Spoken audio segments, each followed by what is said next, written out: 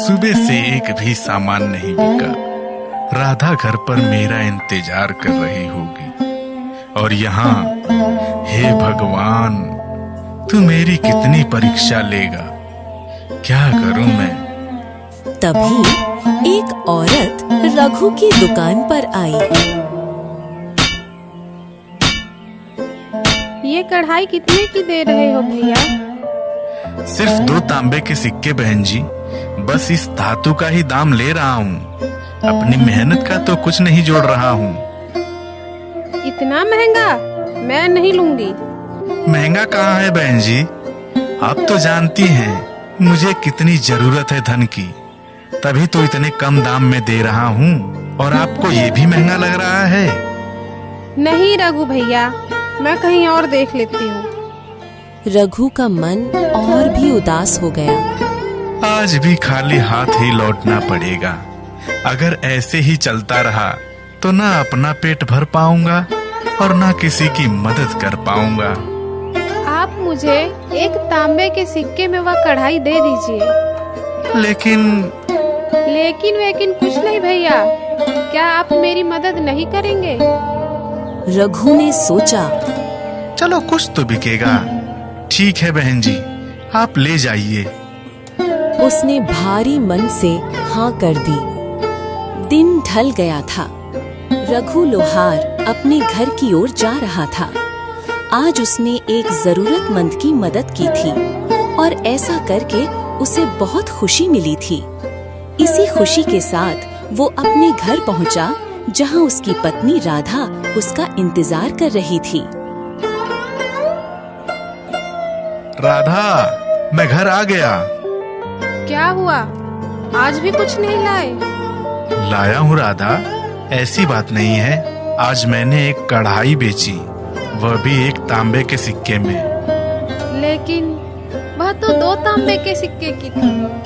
जरूर किसी ने तुमसे मदद मांगी होगी, तभी तुमने एक सिक्के में दे दी, है ना? हाँ राधा, तुम काफी समझदार हो। सो तो हूँ, क्योंकि तुम अपने लिए कुछ न सोचकर दूसरों के दुख और तकलीफ के बारे में ज्यादा सोचते हो। क्या करूं मैं इस आदमी का? राधा को रघु की इस आदत पर हमेशा प्यार और थोड़ी सी दया आती थी। वह सब छोड़ो राधा, तुम ये लो, कुछ अनाज लाया हूँ, जल्दी से बना दो, बहुत भूख लगी है। और तुमने भी तो कुछ नहीं खाया था, इसलिए मैंने इसे एक तांबे के सिक्के में ही बेच दिया। रघु अपनी भूख और अपनी पत्नी की भूख के बावजूद दूसरों की मदद कर देता था।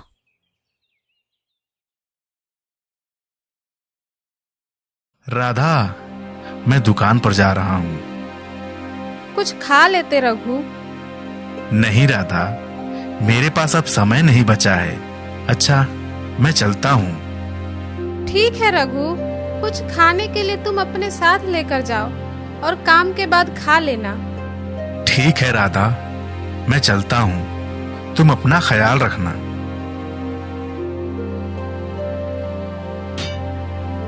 रघु अपनी दुकान पर काम कर रहा था। तभी एक बूढ़ा आदमी उसके पास आया। रघु बेटा, मेरी मदद करो, मेरा हल टूट गया है और अब मैं काम नहीं कर पा रहा। अगर खेत नहीं जोता तो मेरे बच्चे भूखे रह जाएंगे। चिंता मत कीजिए बाबा, मैं अभी आपका हल ठीक कर देता हूँ, आप बस बैठिए।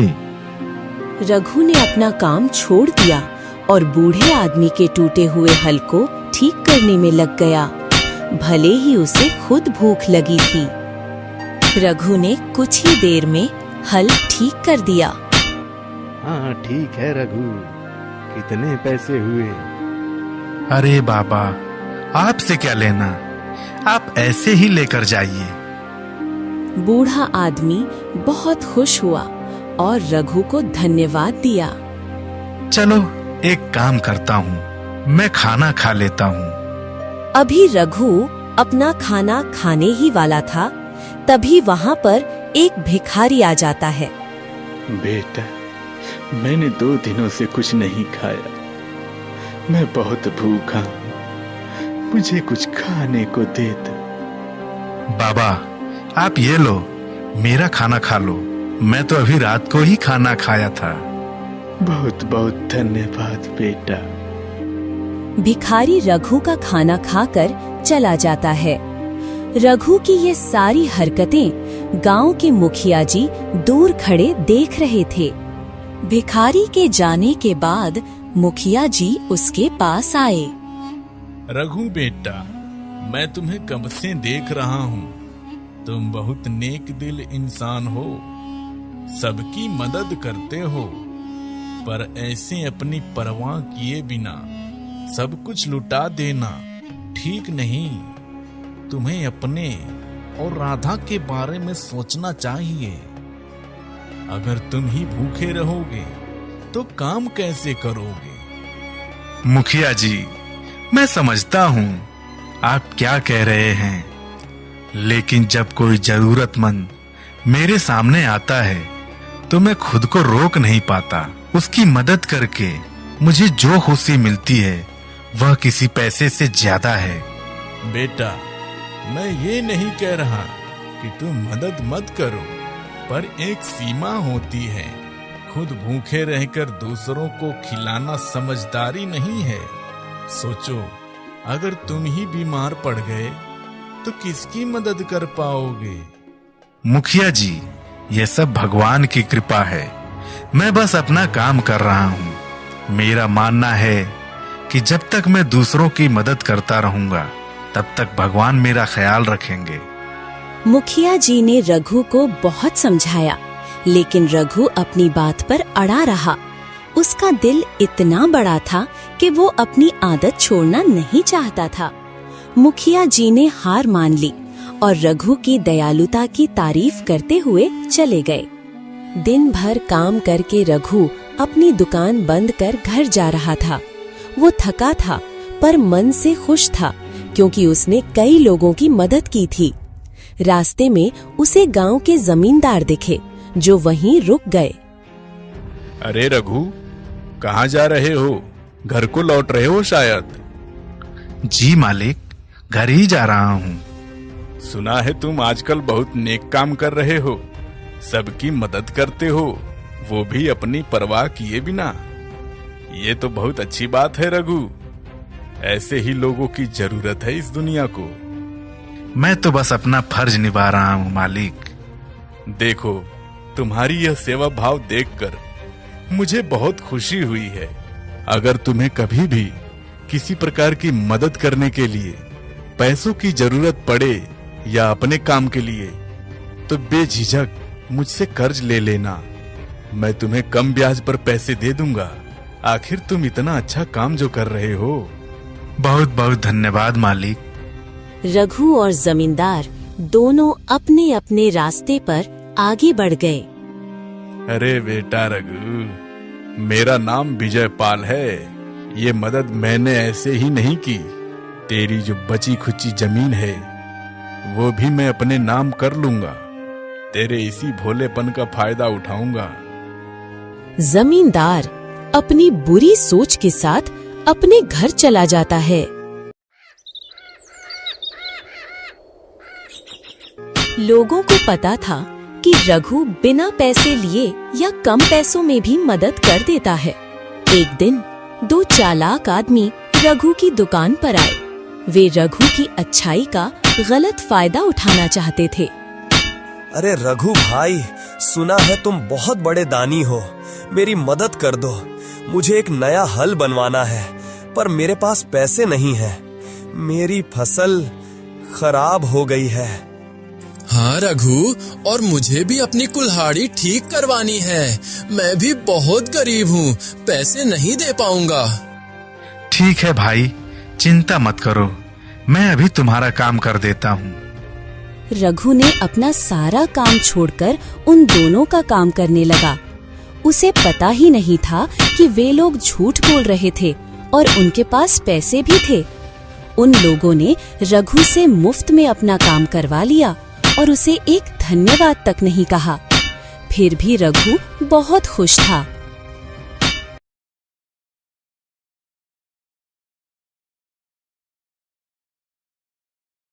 रघु बेटा, मैं जानता हूँ कि तुम्हें परेशान नहीं करना चाहिए, पर बेटा मेरी बिटिया की शादी है अगले महीने और मेरे पास कुछ भी नहीं है। मुझे समझ नहीं आ रहा कि मैं क्या करूं। अरे काका, आप ऐसे क्यों बोल रहे हैं? अंदर आइए। क्या हुआ? सब ठीक तो है? क्या ठीक है बेटा, मेरी बिटिया का सपना है कि उसकी शादी अच्छे से हो, पर मेरे पास कोई धन नहीं है।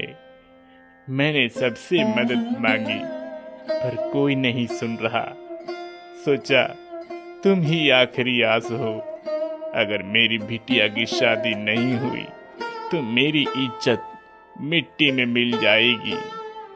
मुझे कुछ रास्ता नहीं दिख रहा रघु। काका, आप बैठिए। काका, आप चिंता मत कीजिए। जब तक मैं हूं, आपकी बिटिया की शादी जरूर होगी। मैं आपकी मदद करूंगा। आप मेरे अपने हैं। सच कह रहा है बेटा, पर कैसे? मेरे पास एक रास्ता है काका। मैं अपनी बची हुई जमीन बेच दूंगा। उससे जो पैसे मिलेंगे वह आपकी बेटी की शादी में काम आ जाएंगे। क्या? अपनी जमीन? रघु, तुम क्या कह रहे हो? वही तो हमारी आखिरी चीज बची है। अगर वह भी चली गई तो हम क्या करेंगे? राधा, जमीन तो फिर से कमाई जा सकती है, पर किसी के बेटी की शादी एक बार ही होती है। काका की इज्जत का सवाल है। मुझे लगता है यही सही है। राधा दुखी थी, पर रघु ने जमीन बेचने का मन बना लिया था। जमींदार तो तैयार ही था। रघु ने काका की बेटी की शादी के लिए अपनी आखिरी जमीन भी बेच दी। वो काका की मदद करके खुश था, पर जानता था कि अब उसके पास कुछ नहीं बचा। जमीन बेचने के बाद रघु का काम और भी ठप हो गया। उसके पास न तो पैसे बचे थे, न ही ज्यादा जमीन, और लोग भी उसकी अच्छाई का गलत फायदा उठाने लगे थे। उसकी दुकान पर अब ग्राहक कम आते थे, क्योंकि कुछ लोग तो मुफ्त में काम करवा लेते थे। एक शाम रघु अपनी दुकान पर उदास बैठा था। ये क्या हो रहा है? अब तो कोई काम ही नहीं मिल रहा। कैसे चलेगा घर? राधा और मेरा क्या होगा? रात को रघु ने राधा से बात करने की सोची। वो बहुत परेशान था और उसे कोई रास्ता नहीं दिख रहा था। राधा, मुझे लगता है अब हमें इस गांव में नहीं रहना चाहिए। मेरा काम बिल्कुल खत्म हो गया है। कोई आता ही नहीं। मुझे लगता है हमें किसी और गांव चले जाना चाहिए। क्या? दूसरे गांव में? नहीं रघु, मैं इस गांव को छोड़कर कहीं नहीं जाऊंगी। यही हमारे पुरखों की जमीन है, भले ही अब हमारे पास थोड़ी ही बची हो।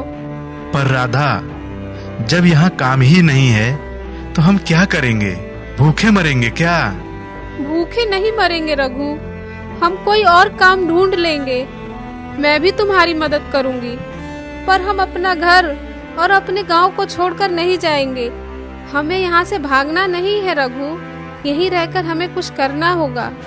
राधा की बातें सुनकर रघु थोड़ा रुक गया। उसे एहसास हुआ कि राधा सही कह रही थी। भागने से कुछ नहीं होगा, उसे यहीं रहकर कोई रास्ता खोजना होगा। दिन बीतते गए। रघु कोशिश करता रहा, पर काम मिलना बहुत मुश्किल हो गया था। एक दिन एक सिपाही उसके पास एक अच्छी तलवार बनवाने आया। रघु ने अपनी पूरी मेहनत और कला से एक बहुत ही सुंदर और मजबूत तलवार बनाई। उसे उम्मीद थी कि इस बार उसे अच्छे पैसे मिलेंगे। ये लीजिए मालिक, आपकी तलवार तैयार है। वाह रघु, तुमने तो कमाल कर दिया। ये तो बहुत अच्छी तलवार है। लेकिन सिपाही ने रघु को पैसे देने की बजाय बस कुछ मुट्ठी भर चावल के दाने दिए। रघु का मन बहुत दुखी हुआ, पर उसने कुछ कहा नहीं। वो जानता था कि अब उसकी किस्मत ही ऐसी हो गई है। वो उन थोड़े से चावलों को लेकर घर आ गया। घर आकर राधा ने उन थोड़े से चावलों को पकाया।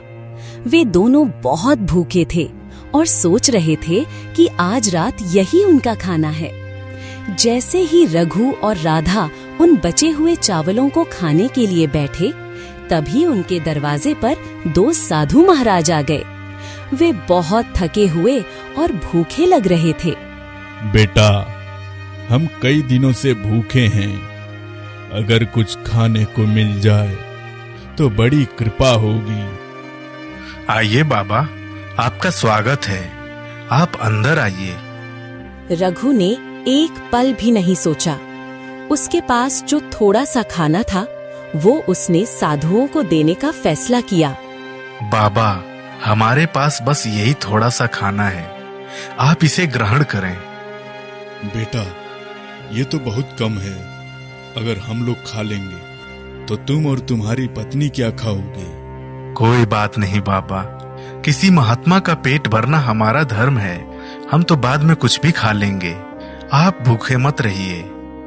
रघु ने अपना और अपनी पत्नी का दोनों का खाना उन भूखे साधुओं को दे दिया। साधु रघु की इस निस्वार्थ सेवा और दयालुता से बहुत खुश हुए। उन्होंने देखा कि रघु खुद भूखा रहकर भी दूसरों की मदद कर रहा है। बेटा, तुम बहुत नेक इंसान हो। तुम्हारी यह दयालुता कभी व्यर्थ नहीं जाएगी। ये लो बेटा, यह एक जादुई बीज है। इसे अपने घर के बाहर लगा देना और याद रखना, अपना धर्म कभी मत भूलना। हमेशा गरीबों की मदद करना और भूखों का पेट भरना। आपका बहुत बहुत धन्यवाद बाबा। साधु रघु और राधा को आशीर्वाद देकर वहां से चले गए। रघु ने साधुओं की बात मानी। उसने उस छोटे से बीज को अपने घर के बाहर, जहां थोड़ी सी जगह थी, वहीं लगा दिया। राधा ने भी उसकी मदद की। वे दोनों ये सोचकर सो गए कि कल क्या होगा।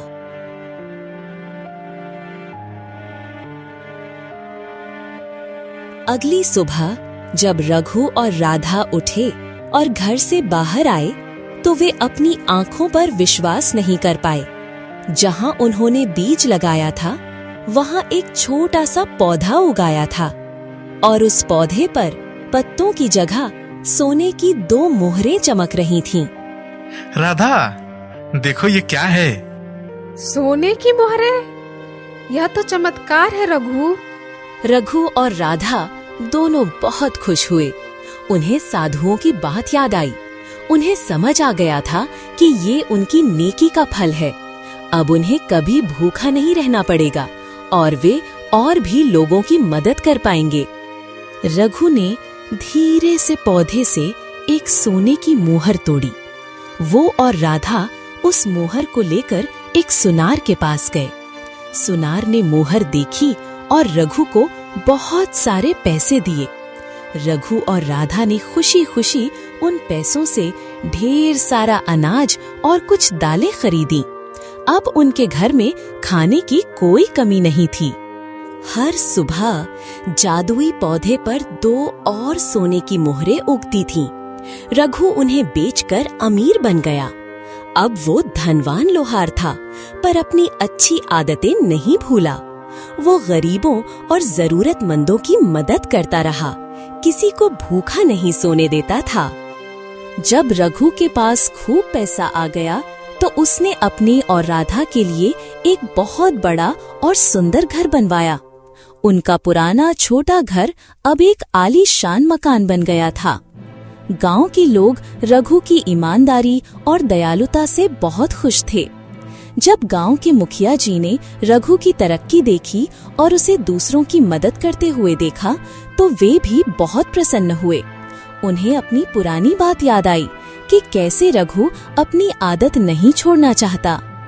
लेकिन गांव का जमींदार विजयपाल रघु की इतनी तरक्की देखकर खुश नहीं था। उसे ये बात कुछ हजम नहीं हो रही थी कि एक गरीब लोहार अचानक इतना अमीर कैसे बन गया। जमींदार के मन में रघु के लिए द्वेष भर गया। उसने सोचा, ये कैसे हो सकता है? कल तक जो मेरे भरोसे था आज इतना धनवान कैसे बन गया? मुझे इस रघु के अमीर होने का राज जानना ही होगा। आखिर यह इतना पैसा कैसे कमा रहा है? जमींदार ने चुपके से रघु पर नजर रखनी शुरू कर दी ताकि वो उसके धनवान होने का असली कारण पता लगा सके। फिर एक दिन, अगर बाबा ने वह बीज नहीं दिया होता तो हमारे पास यह सब कुछ नहीं होता। हाँ राधा, यह सब तुम्हारे अच्छे कर्मों का फल है। जमींदार को ये बात सुनाई देती है। वो चौंक कर बोलता है, तो ये है उसके अमीर होने का राज, उस साधु का दिया बीज। रघु हर दिन लोगों को मुफ्त में खाना खिलाता था, जिससे गांव वाले उसकी बहुत तारीफ करते थे और उसे अपना मसीहा मानते थे। लेकिन जमींदार को ये पसंद नहीं था। वो रघु की बढ़ती शोहरत से जलने लगा और चाहता था कि गांव में सिर्फ उसी की बात मानी जाए। इसलिए उसने एक गंदी चाल चली। सुनो, ये रघु बहुत बड़ा बन रहा है। लोगों को रोज खाना खिलाकर मेरा नाम खराब कर रहा है। कल जब वह खाना बनवाए तो चुपचाप उसमें ये जहर मिला देना। जी मालिक, जैसा आप कहें। मुखिया के आदमियों ने वही किया। अगले दिन जब रघु ने हमेशा की तरह गरीबों के लिए खाना बनवाया तो उन आदमियों ने मौका देखकर चुपके से खाने में जहर मिला दिया। रघु को इस बात का कोई अंदाजा नहीं था। जैसे ही लोगों ने वो खाना खाया, उनकी तबीयत बिगड़ने लगी। किसी को पेट में दर्द हुआ, किसी को उल्टी आने लगी। गांव में हड़कंप मच गया। सब लोग रघु को ही भला बुरा कहने लगे क्योंकि खाना उसी ने खिलाया था। हे भगवान, ये क्या हो गया? मेरा खाना खाकर लोग बीमार पड़ गए। मैंने तो कुछ गलत नहीं किया। गांव के सभी लोग जिनकी तबीयत खराब हुई थी, गांव के वैद्य जी के पास भागे। वैद्य जी ने सबकी जांच की और उन्हें दवाई दी। चिंता मत करो, अब सब ठीक हैं। लेकिन ये जो कुछ हुआ, ये किसी बीमारी से नहीं हुआ था। खाने में किसी ने जहर मिलाया था। हो न हो, रघु को अपने अमीर होने का घमंड हो गया है, तभी तो उसने हमारे साथ ऐसा बर्ताव किया। रघु ये सुनकर बहुत दुखी और हैरान था। उसे समझ नहीं आ रहा था कि ऐसा भयानक काम किसने किया होगा। गांव में लोगों के बीमार पड़ने की खबर राजा तक पहुंच गई थी। राजा बहुत अच्छे थे और अपनी प्रजा का ध्यान रखते थे। उन्होंने तुरंत गांव आकर इस मामले का न्याय करने का फैसला किया। अगले ही दिन राजा अपनी बड़ी सेना के साथ गांव पहुंचे। गांव का मुखिया भी राजा के साथ था। पूरे गांव में खामोशी और डर का माहौल था। राजा गांव के चौपाल में अपनी कुर्सी पर बैठे। उनके सामने बीमार हुए लोग और रघु खड़े थे। गांव का जमींदार विजयपाल, जिसे रघु की तरक्की से बहुत ईर्ष्या थी, तुरंत राजा के सामने आ गया। महाराज, इस रघु लोहार ने पूरे गांव को जहर वाला खाना खिलाया है। इसकी वजह से कितने मासूम लोग बीमार पड़े हैं। ये गांव का सबसे बड़ा अपराधी है। इसे कड़ी से कड़ी सजा मिलनी चाहिए ताकि कोई और ऐसा करने की हिम्मत न करे। जमींदार अपनी बात कह ही रहा था कि तभी उस रास्ते से वही दो साधु महाराज गुजर रहे थे जिन्होंने रघु को जादुई बीज दिया था। उन्होंने गांव में इतनी भीड़ और राजा को देखा तो रुक गए। जमींदार ने उन साधुओं को पहचान लिया। उसे लगा कि ये अच्छा मौका है रघु को और फंसाने का। वो साधुओं के पास गया और उन्हें प्रणाम किया। हे महात्माओं, आप लोग तो सब कुछ जानते हैं। इस रघु लोहार ने गांव वालों को जहर वाला खाना खिलाया है। यह बहुत बुरा आदमी है। और हाँ, आप ही ने तो वह जादुई पौधा दिया था जिससे इसे सोना मिलता है। देखिए, इसने उसी धन का इस्तेमाल करके लोगों को कितना नुकसान पहुंचाया है। जमींदार ने साधुओं को सारी कथा बढ़ा चढ़ाकर सुनाई, जिसमें रघु की हर अच्छाई को बुराई में बदलने की कोशिश की। वो साधुओं को यकीन दिलाना चाहता था कि रघु अच्छा इंसान नहीं है और उसे मिला हुआ धन वो गलत कामों में इस्तेमाल कर रहा है। महात्माओं, आपसे मेरी विनती है, कृपया उस जादुई पौधे को इस लोहार से वापस ले लें। उस पौधे का इस्तेमाल ये अच्छे कामों में नहीं कर रहा है। ऐसे बेईमान आदमी के पास ऐसा जादुई पौधा नहीं होना चाहिए। जमींदार पूरी कोशिश कर रहा था कि साधु रघु से वो जादुई पौधा वापस ले ले, ताकि रघु फिर से गरीब हो जाए और उसे मुखिया जी से भी डांट पड़े। साधुओं ने जमींदार की सारी बातें शांति से सुनी। उन्हें जमींदार की चालाकी और ईर्ष्या भरी बातें तुरंत समझ आ गईं। वे जानते थे कि रघु कैसा इंसान है। जमींदार जी, आप जो कह रहे हैं हम समझ रहे हैं, लेकिन वह पौधा कोई साधारण पौधा नहीं है। वह केवल पवित्र और निस्वार्थ लोगों के पास ही फल देता है। सुनो, अगर रघु ने अपने मन में किसी तरह का कपट रखा होगा, अगर उसने सच में किसी का बुरा किया होगा, तो वह पौधा अगले ही दिन सूख जाएगा। वह कभी दोबारा अपने पौधे पर सोना नहीं देगा। साधुओं ने ये बात कहकर सबको चौंका दिया। उनकी बात का मतलब था कि अगर रघु बेकसूर है तो पौधा सोने की मोहरें देता रहेगा, लेकिन अगर वो दोषी है और उसने मन में कोई बुराई पाली है तो पौधा सूख जाएगा। हे महात्माओं, आपकी कृपा से रघु को सोने वाला जादुई पौधा मिला। मैं भी तो दान पुण्य करता हूँ, कृपया मुझे भी ऐसा बीज प्रदान करें। जमींदार की बात सुनकर साधुओं को शक हुआ। उन्हें उसकी नीयत ठीक नहीं लगी, पर वे कुछ कह नहीं सके, बस एक दूसरे को देखा। राजा अपनी जांच आगे बढ़ा रहे थे। उन्होंने वैद्य जी से पूछा, वैद्य जी, क्या आप बता सकते हैं कि खाने में कौन सा जहर मिलाया गया था? महाराज, खाने में जो जहर मिलाया गया था वो बहुत खास था। उसे मृगविषा कहते हैं। मृगविषा? लेकिन मृगविषा तो बहुत मुश्किल से मिलती है और इसे कुछ खास लोग ही जानते हैं। वैद्य जी ने ये बात राजा के सामने कही ही थी कि तभी एक गांव वाला बीच में बोल उठा, महाराज, मृगविषा तो हमारे गांव का मोहन ही बनाता है। वो हिरणों के इलाज के लिए कभी कभी इस्तेमाल करता था। राजा और बाकी सब ये सुनकर हैरान रह गए।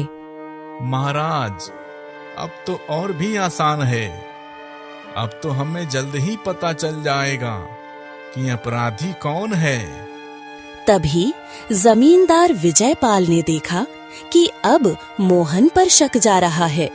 वो तुरंत बीच में आया ताकि बात रघु पर ही बनी रहे। क्या मृगविषा और मोहन की सोच रहे हैं महाराज? ये सब तो बस बातें हैं। अपराधी तो साफ साफ दिख रहा है। मैं तो कहता हूँ इस रघु लोहार को जल्दी से फांसी की सजा दे देते हैं। इसने इतने लोगों को जहर दिया है, इसमें अब देरी क्यों? जमींदार चाहता था कि राजा बिना किसी और जांच के रघु को सजा दे दे, ताकि सच्चाई सामने न आ सके। जमींदार की बात सुनते ही गांव के कुछ लोग भी जो जमींदार के बहकावे में थे, राजा के सामने रघु पर आरोप लगाने लगे।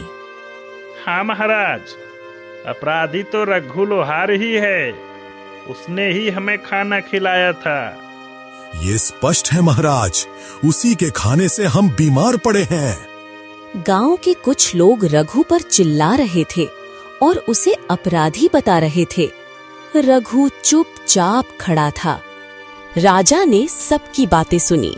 उन्होंने समझ लिया था कि मामला जितना दिख रहा है उससे कहीं ज्यादा गहरा है। उन्होंने मुखिया की तरफ देखा। मुखिया जी, जिस मोहन की बात हो रही है उसे तुरंत बुलाया जाए। हमें उससे कुछ सवाल करने हैं। जी महाराज, मैं अभी आदमियों को भेजकर मोहन को बुलाता हूँ। मुखिया ने अपने कुछ आदमियों को मोहन को बुलाने के लिए भेजा। कुछ ही देर में मोहन को राजा के सामने लाया गया। मोहन थोड़ा डरा हुआ लग रहा था। तो बताओ मोहन, वैद्य जी ने कहा कि खाने में मृग विषा नाम का जहर मिला था और तुम ही हो जो मृग विषा बनाते हो। अब सच सच बताओ, ये जहर तुमने किसको दिया था? महाराज, मैं सच बोलूंगा। मृग विषा तो मैंने घुरहु को दिया था। मोहन की बात सुनकर सब हैरान रह गए।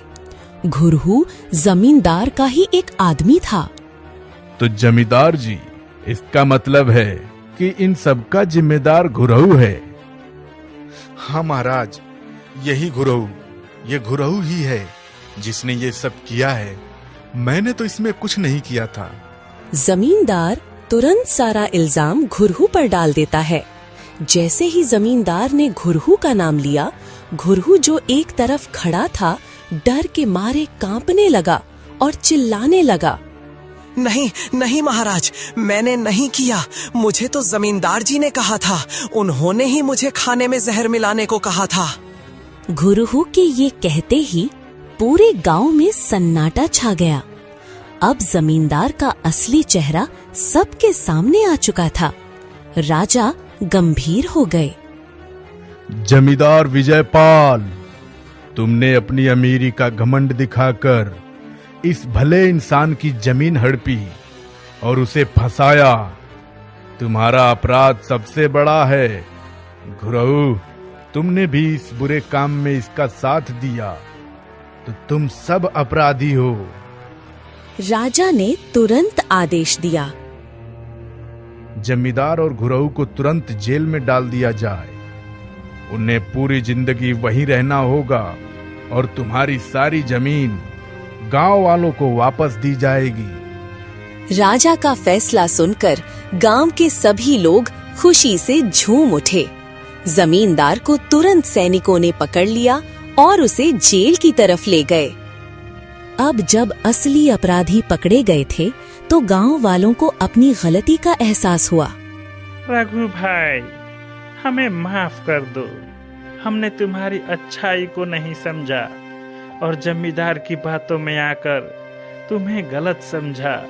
हम बहुत शर्मिंदा हैं। हाँ रघु, हमें माफ कर दो। तुम तो हमारे लिए भगवान जैसे हो और हमने ही तुम्हें इतना बुरा भला कहा। कोई बात नहीं भाइयों, मुझे तो पता था कि आप लोग सच्चाई नहीं जानते। मैं आप में से किसी से नाराज नहीं हूँ। रघु ने बड़े दिल से गांव वालों को माफ कर दिया। गांव वाले रघु के इस बड़े दिल को देखकर और भी प्रभावित हुए। राजा रघु की अच्छाई को देखकर बहुत प्रसन्न हुए। रघु बेटा, मैं तुमसे बहुत प्रसन्न हूँ। तुमने मुश्किल में भी अपना विश्वास और धर्म नहीं छोड़ा। तुम्हारी दयालुता और दूसरों की मदद करने का आत्मविश्वास ही तुम्हारी सबसे बड़ी शक्ति है।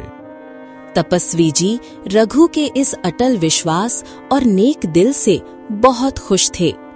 उन्होंने रघु को एक बार फिर आशीर्वाद दिया और कहा कि वो हमेशा खुश रहेगा। उस दिन के बाद रघु और राधा ने खुशी खुशी अपनी जिंदगी बिताई।